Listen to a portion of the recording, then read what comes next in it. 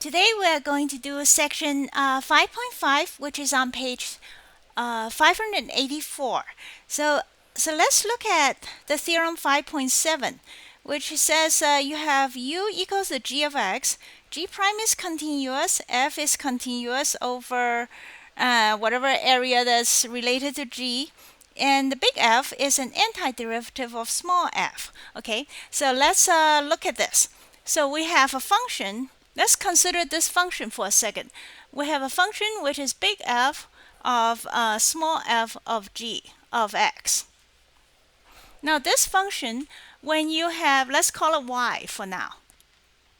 Now this particular function, if we were to take a derivative of it, then actually let's do the differential.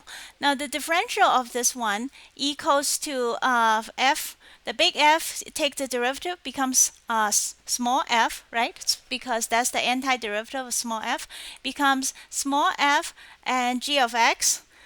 We're doing the chain rule now, so the derivative of big F and then derivative of the inside, which is g prime of x dx. All right, so far so good. Now what that means is that if you were to solve the problem of what is the indefinite integral of small f g of x, g prime of x, that would be equal to the original thing, right? That would be equal to y, because we just took the derivative and it got here, so the antiderivative is that thing. All right, so that's how you do the integral of this type of problem. That is, if you see a problem that happens to look like the derivatives of some big F of some complication multiplied by the integral was inside and so on, then the antiderivative must look like this. That's how you do the substitution. Now there is another way of saying this is in when we were doing derivatives, is that to do the chain rule, there's another way of doing the chain rule that's called, we do a substitution where y equals to f of u. What's u? Well, u is what's in there. U equal to g of x, which means that du by du equals to g prime of x dx. Then what we're doing is that then the original function then this particular function becomes we substitute this in there, then the integral becomes small f, where small f is the derivative of the big F, right? Small f of u, being that u equals to g of x, and then g prime x dx is just du. See, so this whole thing becomes du. It says right here, we figure out du is g prime of x dx. So we put du in here, and therefore the integral of this thing, which this sometimes make it easier, not necessarily always, I guess. Well, maybe always. But anyway, so when you have a substitution like this, then the function simply becomes a simpler looking integral. And therefore, if you integrate this, you know that the antiderivative is this thing, because that's how we got it. Therefore, the integral is just big F of u. And okay, so then and that's another way of doing the chain rule for integration. Now all that sounds I don't know, it sounds fairly obvious in a way, but maybe slightly confusing, because we're talking about derivatives and then we're talking about backwards. The best way to get a hang of this is let's do a practice. Let's practice. Okay, example 5.30 on the next page, 585. Okay, so let's do that one. We're doing example 5.30, which is on page 585. Okay, so let's do this example. What are we trying to do here? I lost the example. Here it is. Okay, that we're supposed to integrate this complicated looking thing, 6x, and then 3x squared plus 4 to the power 4. dx. Now to integrate this, okay, that's just the indefinite integral, so we don't have to evaluate anything yet. So then we have this particular function, and that looks all complicated, and you sure don't want to multiply it out and raise it to the fourth power and have a big thing and integrate individually. There's a right now what happens is if you stare at this, you notice, look at the inside. Okay, the inside of this thing, when you take the derivative, it looks similar to this because the derivative of x squared is 2x, right? It will look similar to this. Now the numbers has to be rearranged. Okay, I mean it won't be, it might or might not be the same, but you can well, constants are easy to go in and out of integration, so we don't worry about that. So what we're going to do is consider this thing. Now, what is the derivative of this? The derivative of all right. So what we're going to do is we'll let u equal to g of x, where g of x was inside, okay, like in the chain rule. So let's do the u equals to, we'll pick u equals to this, equals 3x squared plus 4. Why? Because du is going to take care of this one, because there's only an x there. So du is equal to 3 times 2 is 6, 6x dx. Okay, and then there is a 6x right there, so we're good. So then this integral transforms into u to the, plug u in there, right? U is going to be to the power 4th, and then du is 6x dx. See, all taken care of. So it's just du. So after that substitution, then you use the power rule for integrals, which means you raise this by some power, u5, okay, divided by the same power plus some constant, and then you're done. Well, not quite. You just have to do one more step because our answer can't be in terms of u. We have to plug the u back. So then we have, well, u is just that thing. You copy that down. 3x squared plus 4 raised to the power of 5 divided by 5, and your constant. Don't forget the constant because this is an indefinite integral. So that would be a quick and simple way of doing example 5.30. So next, well, I guess I should mention that your book afterwards says that if you were to take derivative of this thing, okay, then it'll be 5 times this stuff, okay, divide by 5, so that's out to the power 4, and which is this part, and then take the derivative of the inside by the chain rule. 2 times 3 is 6x. So that's exactly that, so which proves that we did the right thing. So let me clean the board. Now remember, whenever I go over an example, it's very important for you to redo it before you do the homework. Or at least if you're very familiar with it, then you can just look over it, to remind yourself how it's done. That way the calculus will come easy. Now, and of course do all the homework too. That's very important. That's how you get good at it. Now example, okay, let's look at the next example, example 5.31, which is on page something. I'll write it down. Okay, page 586. Page 586, example 5.31. Let's look at it, which we are supposed to integrate z square root of z squared minus 5 dz. All right. Remember the z here is just a dummy, right? So it doesn't matter if you call it z, x, t, they're all the same. You work on it the same way. So here we have the integral of z and stuff. Now you notice that under the square root, the derivative of the function under the square root is exactly that. Well, not exactly. It's missing a 2, but you can arrange for the 2. But the point is, this is the derivative of this stuff inside. So that's what we're gonna do it. We'll let u equal to z squared minus 5. Then du equals to, calculate the differential. The du is 2z dz. Okay, which but but there's no 2 here, so we can divide it out. Therefore, z dz, which is this part, okay, z dz is equal to du over 2. And now we're all set and ready to plug it all back in. So we have the square root. So the function is the square root of u. Okay, that take care of this part because u is that. And then z dc is du over 2. Okay, so that's that.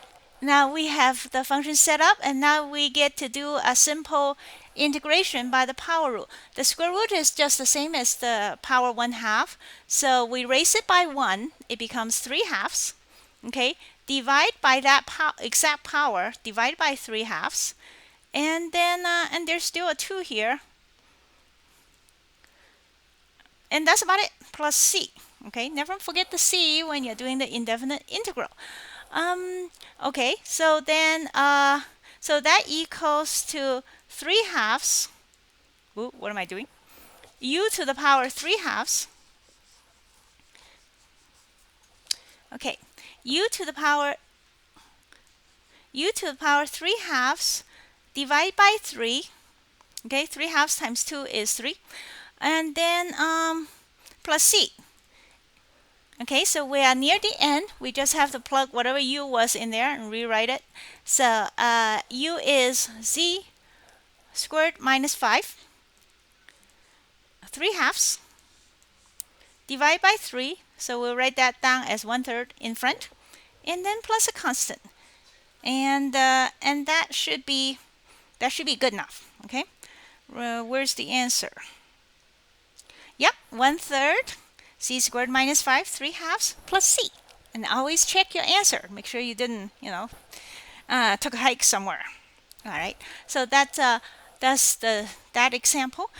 In general, the chain rule for integrals, which your book calls substitution, it just takes some practice and recognizing what is g of x and what should u be. That's basically the critical point. And with any luck, you can recognize where u is. But remember that this doesn't necessarily always have a neat u or du all fixed up. It only happens if it's exactly the derivative of something. If it isn't, then this method doesn't work. This method is not guaranteed to work, but in this section we are practicing this method, so it almost always works. So your goal in this section is figure out what you should choose u to be. Now, and to do that, we have to do a lot of examples and homework to get a feel for it. So let's do example 5.32. So 5.32, which is on the next page, I guess. What is that? Okay, let's do something about trigonometric functions. Sine over sine something, t over cosine cubed t. Okay. All right, so there's sine over cosine, and you're looking at it and you think, well, what should I pick u to be? Sometimes there might even be more than one way to choose a u. But in this case, let's look at it. Derivative of cosine is negative sine. Okay, we're missing the negative, but the sign is there. That's what matters. We'll take care of the negative later. So that you can choose that to be the u. So because of the derivative cosine being the sine bit. So therefore, let's choose u equal to cosine of t. Again, it doesn't matter if this is t, x, even u. None of that matters. If it's u, then you have to use something else for the u here, the substitution u. But anyway, so we let u equal to cosine t, then du equals to the derivative of cosine minus sine. So it equals to minus sine of t dt. And there's no negative sign here, which means we have sine t dt here. So we have to just sine t dt, we'll do it as du negative. That's all. Okay, now we're all ready. See, there's u and there's sine dt. We're all good. So let's substitute it in. That becomes 1 over u, which is to the power 3, where u is cosine t. And then there's du. okay, for sine t dt, except for the -1. Don't forget the negative. And that is your substituted integral, which is much easier than that. How would that is much worse. This is far better. This is just the power rule. So we'll apply the power rule, which means this is power -3. So that the integral equals u to the power, keep the negative sign here, u to the power -3, raise it by a power, so it becomes -2. Okay, -3 plus 1, and divided by that power, -2, and that's about it, plus c. So that we're near the end of the solution. Now we just have to plug in u and we're done. So let's plug in the u, which is cosine of t, okay, to the power -2. And there are two negative signs here, so we can ignore it. Divided by 2 cancels out, and plus c, and that should be the right answer. And according to the book, it is. Okay, so that's so far so good. Now let's look at the next example. Next, example 5.33 on page 588. Let's find the integral of x over x minus 1, all right, dx. Now, when you stare at this thing, what we've been doing so far is not going to work, because the derivative what's inside down here is just 1, and it's not that. So now what? We are going to be, that is not obvious how that's done. However, there's a trick that we can pull, and that will make this particular problem work. Now remember, this trick doesn't necessarily work for everything. There are a few bags of tricks that can handle certain unusual problems that doesn't fit the chain rule. And then there are the rest of the problems, there is no trick. Okay, you're just stuck with doing the Riemann sum. That is, remember that integral ultimately means to calculate the area under the curve. And so you do the good old-fashioned slice it into thin strips, maybe a couple thousand thin strips, and then calculate the area of each strip and add it all up. But hopefully we don't have to do that. That's there's a trick that we can do so that we can avoid the Riemann sums. Okay, so then what you do in this case is we let u equals to what's in here. We always let u to be the inside the complication, so to speak, and make things better. So let u equal to x minus 1, okay? And then then we do the same thing we did before. Then du, of course, just equal to dx, but more importantly, then x equals to u minus 1. Now, and what does that do? Well, we'll see in a second that this trick will make this thing come out okay. So when we substitute all this stuff in, we have on the bottom is the square root of u, okay? But on the top is u minus 1, because x is u minus 1. So on the top we write down u minus 1, and then dx is just du. And when you look at that, that's easier than this, even though it's similar. Okay, you might think, well, what's the big deal if there's a minus x? Well, if there's a minus x, that's different from this, and you can use the same trick. So this makes things easier, even though it's a very simple substitution. So to solve this one, being the denominator is not much simpler, we can do it the regular way, which is we do this, okay, break it into two fractions, du, and then turn it into a power rule situation, and then that is just u to the 1/2, all right, and that becomes minus that's just u to the power minus 1/2, and then the whole thing is du. I'm missing a du here, but I'll just skip it for now because I'm out of space. So then u to the 1/2, when you integrate it, it becomes u to the 3/2. Add 1, all right? Add 1, divide by the power itself. Divide by 3/2, okay? Divide by the new power. Minus this one will become add 1 becomes 1/2 divided by 1/2. and then plus some, well, yeah, plus c, I guess. And then after all that, then we have so far so good, right? You 3/2 and then divide by that is a minus.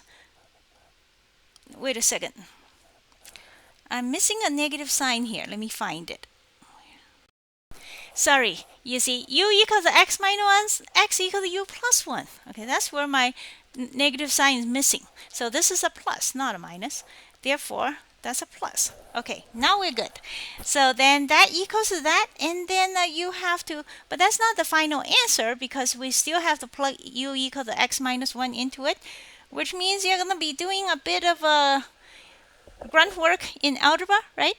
But if you get it right, then you get to the final answer. But the main part is to be able to pull this trick and then come out with get here. And I won't do the rest of it because it's very time consuming.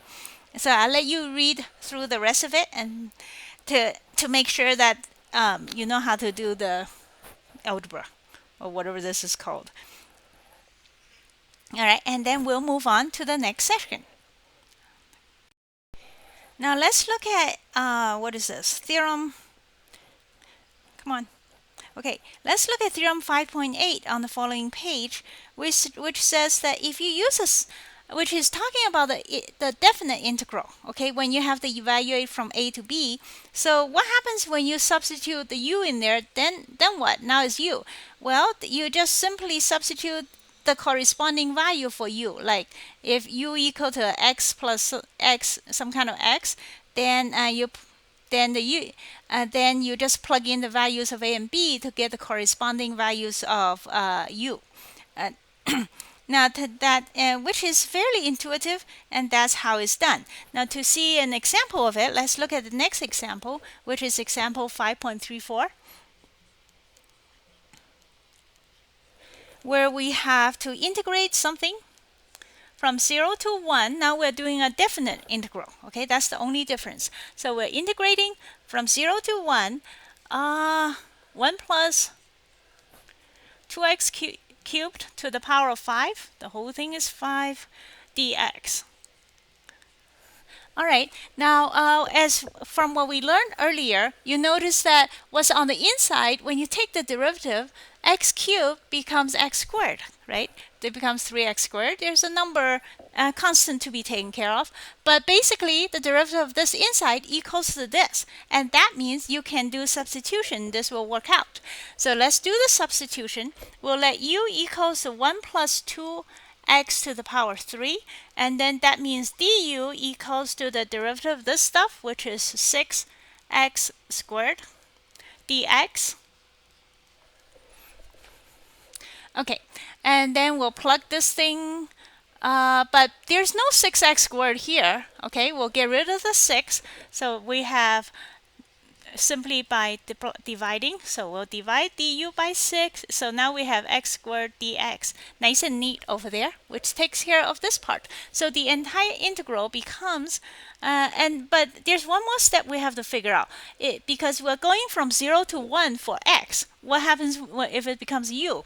Well, then you just calculate when x equals to 0, u equals to what? 1. Okay?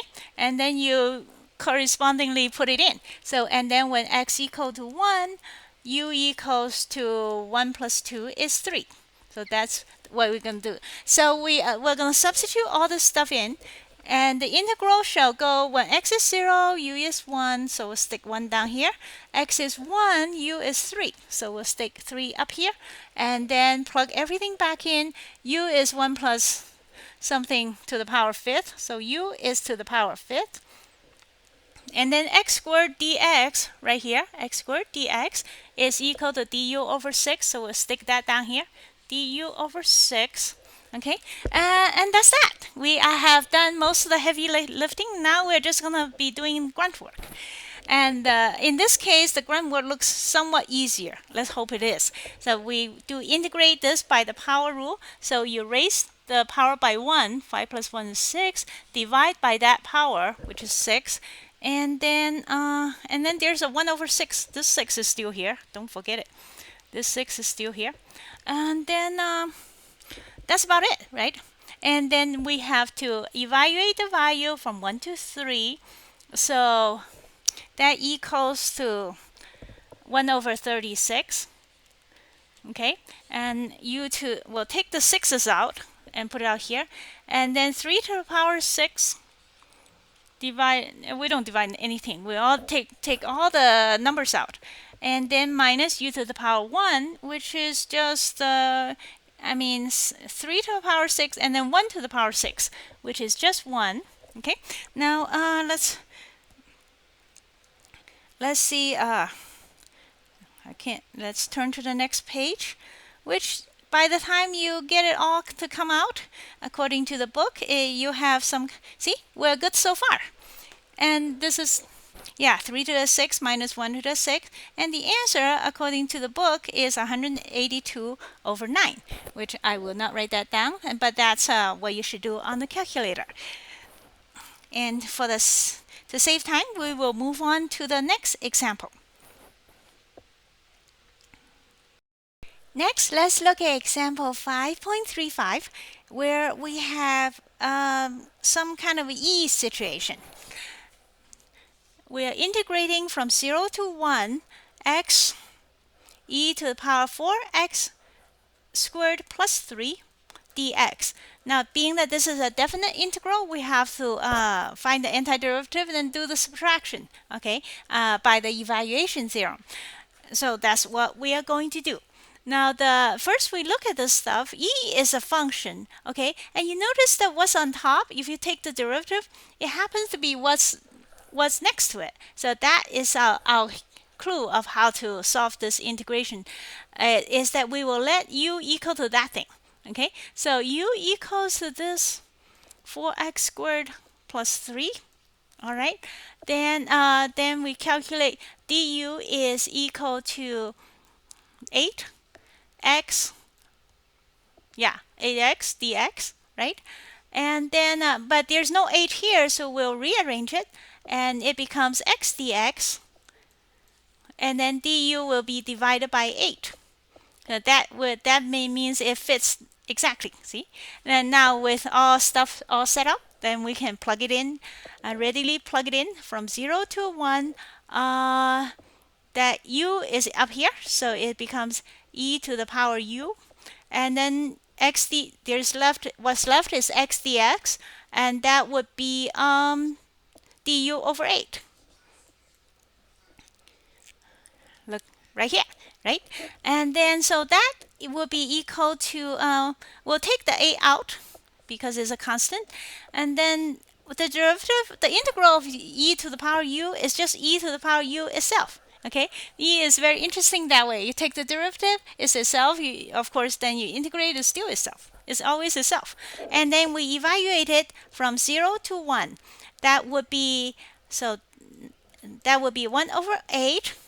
All right, e to the 1 is just e, minus e to the 0 is 1.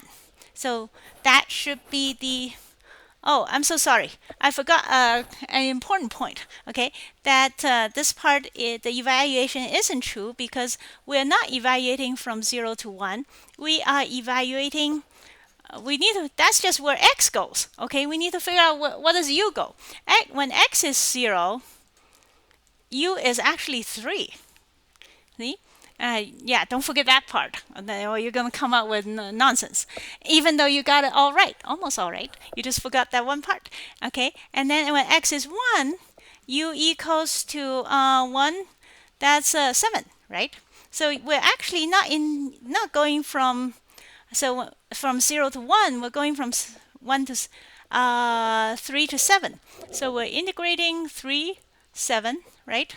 0 is 3, and 1 is at 7. Okay, so that changes things quite a bit. All right, so is this simple little answer was too good to be true? Let's get rid of it. This is wrong, simple but wrong. Okay, we need to do, so that would be equal to e to the 7 minus e to the 3. 3. All right, and that should be right. Now let's look at the problem. Yep, that's correct. And the whole thing divided by 8. And then please practice using your calculator and come up with that exact number that your book came up with. Always make sure that you know how to use the calculator. And and if you ever have a problem where you can't get the answer to come out on the calculator, you better figure out why. Okay, that is not an option. Now next, we have, what is that? The next example 5.36. Okay, let's do the next example. Example 5.36, which says that okay, we are integrating cosine squared theta from 0 to pi, which is okay, we're integrating 0 to pi cosine squared. Okay, now we got a problem. Like, I mean, cosine's derivative is sine, negative sign, but there's no negative sign here. So now what? Okay, now so we can't do that. We have to come up with a different trick. And what trick are we going to come up with? We are going to pull off some trigonometric identity. And the identity we're going to pull off to help us is called cosine. What is this called? Can't remember. We don't care. Okay, here's a trigonometric identity that at one point you learned. If you don't remember it, here it is, or you can look it up if you want to refresh what this thing is. But for us, for the moment, we don't really care what this thing is. The point is this thing exists, and we're going to use it as a trick that we're going to use to solve this integration, because the substitution is not gonna work. The substitution has to come out exactly, and so the substitution of this, there's cosine has to become negative sine. There's no sine here, so that's just not happening. So we're going to pull out a completely different trick and dig into our bags and find this particular thing, and that's going to help us. Now, so we will plug this thing in here because this is an identity. So that original problem becomes 0 to pi 1 plus cosine 2 theta over 2 d theta. And you think, how does that help? Well, that is very helpful, okay? Because this is a cosine of, there's no squared or anything complicated. So what becomes cosine 2 theta? It will be sine 2 theta, okay? The derivative of sine 2 theta will become cosine 2 theta with some complications, but basically that's all. And what we're going to do then, we're going to arrange it by simply allowing u equals to, what does your book want to do? Right, we'll just let u equal to 2 theta. That's all. It's simple enough. We'll let u equal to 2 theta. Then, okay, so then du equals to 2d theta. We're taking the derivative with respect to theta. Remember, it doesn't matter what this variable is. It's just called a dummy. Okay, it could be t, it could be x, whatever. So the point is, we set u to be just 2 theta, a simple thing. So du is 2d theta, and we'll isolate d theta to make things clearer. So d theta is du over 2. And with that, we're going to plug all this stuff in and see how this thing shakes out. So that we have to watch out for this. Okay, when u equals to 0, then, theta. We start out with theta.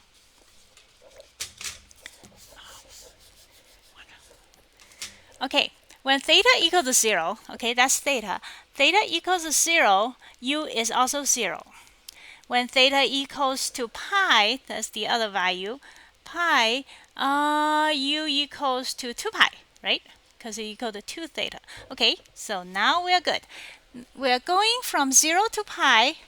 So the original transferred into u will go from 0 to 2 pi. Now we're doing u now. Plug everything as u. U is just 2 theta, so that becomes 1 plus cosine of u divided by 2. I'll write down the divide by 2 in 2 parts. And then d theta is du over 2.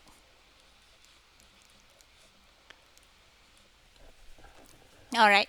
Now at this point, you notice that it becomes integral of a constant, okay, and then an integral of just a cosine function when with some constants involved. Yeah, we better do this because over 2 applies to both terms.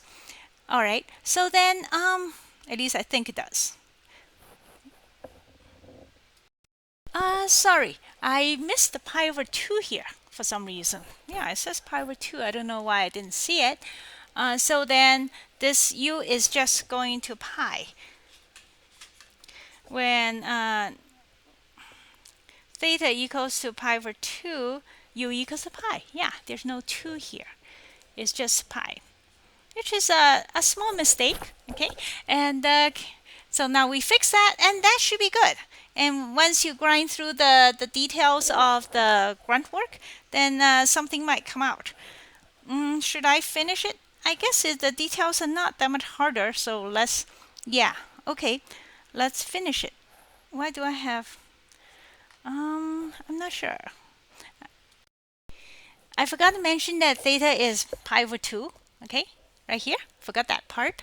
Anyway, so let's integrate this thing to the end. Now that's 1/2 times 2, that's 1/4 times pi. So the first half is just pi over 4. Because if it's integrating by a constant, it's just the constant times the difference b minus a. So that first part is pi over 4, plus the second part, derivative of the antiderivative of cosine is just sine. Okay, so it's sine of u over 4 evaluated from 0 to pi. Now that is just 0 because yeah, sine of 0, pi is 0, sine of 0 is 0, so that's conveniently gone, and the answer is pi over 4. Neat and clean. All right, so for homework, which is on page 592, we have come to that. Please do a bunch of problems, okay? I know that sounds like a lot of problems, but it's very good for you to practice doing substitution. It's a big part of integration, and to be good at it, you have to do a lot of work. And but it will give you build confidence and then make calculus not look near as hard as people make it out to be.